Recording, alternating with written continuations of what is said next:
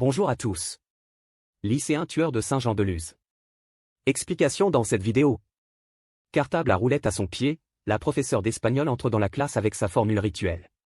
Buenos días a todos. Santaos. Bonjour à tous. Asseyez-vous. Ces mots, les élèves du collège-lycée Saint-Thomas d'Aquin de Saint-Jean-de-Luz, sur la côte basque, les connaissent par cœur. Voilà 25 ans qu'Agnès Lassalle les prononce au début de chaque cours. Ce mercredi 22 février 2023 ne fait pas exception. Il est 9h, ses élèves de seconde prennent place. La quinquagénaire attend que chacun ait sorti ses affaires, un grand sourire aux lèvres. Rien de forcé.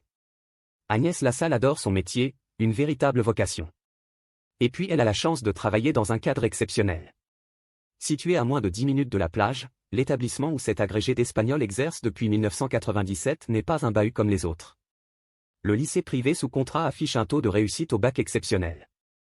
Réputé pour son excellence, il met en avant une pédagogie moderne, axée sur le suivi individuel des élèves, pour l'essentiel ravis de se retrouver là.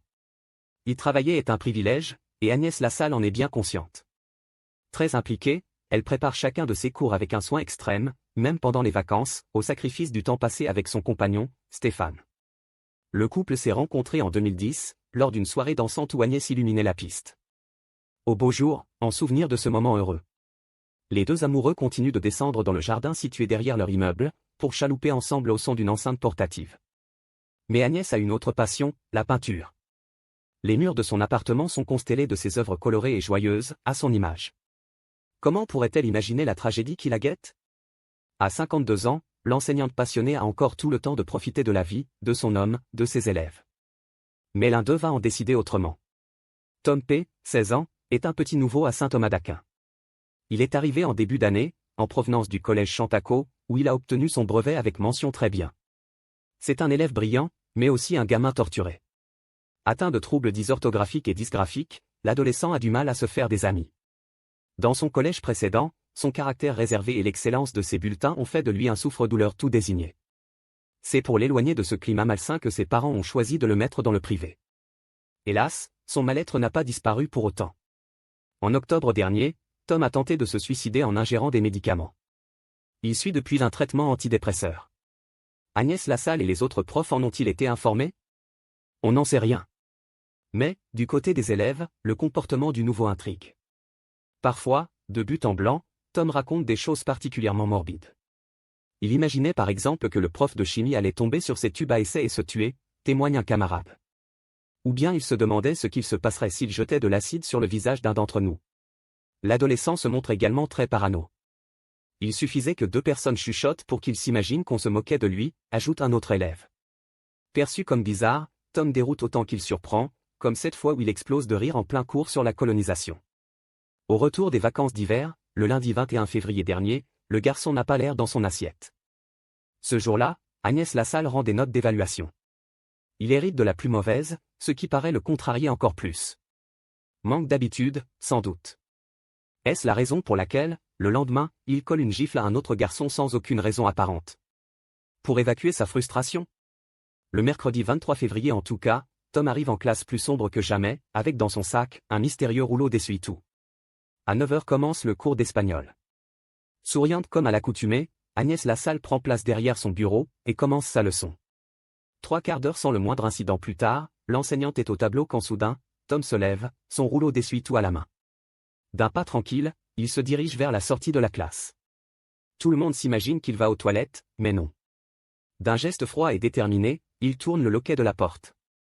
Puis il fait volte-face, s'approche de la prof, et avec le même flegme, extrait du cylindre de carton le secret qu'il y tenait caché. Un couteau de 18 cm. La suite est totalement surréaliste.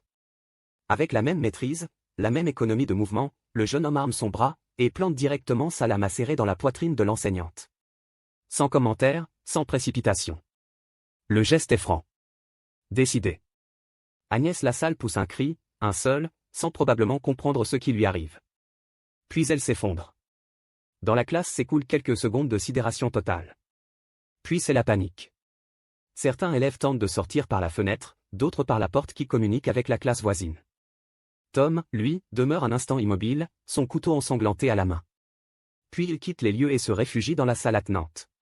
Apprenant ce qu'il s'est passé, 2 autres enseignants l'y rejoignent en catastrophe et le conjurent de jeter son arme. « J'ai ruiné ma vie ? Tout est fini », leur dit-il en baissant les bras, évoquant un être obscur qui aurait pris possession de lui. Touché à l'aorte et au poumon, l'enseignante décédera 1 heure plus tard. Un temps confiné dans les classes fermées à double tour, les élèves retrouvent l'air libre en milieu de matinée et découvrent leur établissement en état de siège. Les entrées sont bloquées par la police. Des dizaines de parents inquiets, et déjà des nuées de journalistes, attendent sur le trottoir. Le procureur de la République et le ministre de l'Éducation nationale sont en route. Il n'y a plus de panique, désormais. Mais une sorte d'effroi général qui s'abat progressivement sur le quartier, sur la ville, et bientôt sur toute la région. Une fois la libre circulation rétablie, parents choqués et élèves traumatisés se rassemblent spontanément devant le lycée. Au même moment, Tom est placé en garde à vue au commissariat de Saint-Jean-de-Luz, puis transféré dans les locaux de la police judiciaire de Bayonne. Longuement interrogé, l'adolescent évoque une petite voix qui lui parle sans cesse et lui aurait ordonné de faire le mal. Toujours ce même être obscur, qu'il dit à la fois égoïste, manipulateur et égocentrique. Le vrai responsable de ce crime insensé, ce serait lui. Mis en examen pour assassinat au terme de sa garde à vue, la préméditation ne faisant ici quasiment aucun doute. Tom, qui demeure présumé innocent, a été incarcéré dans un établissement pénitentiaire pour mineurs. Des experts psychiatres devront statuer sur sa responsabilité pénale. Quelle que soit leur conclusion, le constat édifiant reste le même. Ces faits divers atroces ne sont aujourd'hui plus réservés à certains pays, à certains établissements, à certains contextes sociaux. Le mal peut frapper n'importe où, n'importe qui, sans toile de fond religieuse, sans polémique, sans exaltation particulière. Il y a vraiment quelque chose de cassé dans le cerveau d'une partie de nos jeunes. Il va falloir trouver quoi. Et urgemment. Merci d'avoir regardé et si vous avez aimé cette vidéo, n'hésitez pas à la partager avec vos amis et à vous abonner à notre chaîne pour ne manquer aucune de nos futures vidéos.